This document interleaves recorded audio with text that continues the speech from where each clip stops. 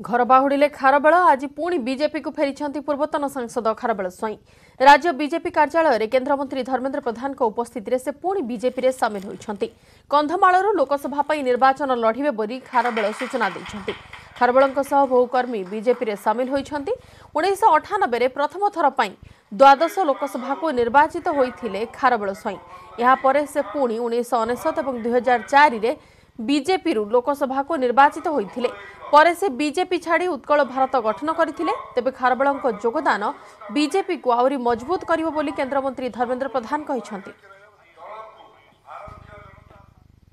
उत्कल भारत गोटे छोट दल होइथिबा हेतु एकुटिया विजु जनता दल को पराहत करबा आम पक्षर संभव नथिला। आमे सब बेले चाहूथुलु जे भारतीय जनता पार्टी परी गोटे राष्ट्रीय दल विजु जनता दल को हटेया पई नेतृत्व नौ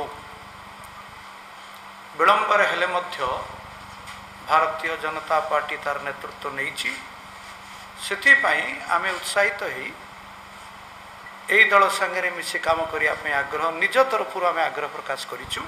मान्यवर खारबेल स्वाई ओडिशा राजनीतिर गोटे अमूल्य रत्न।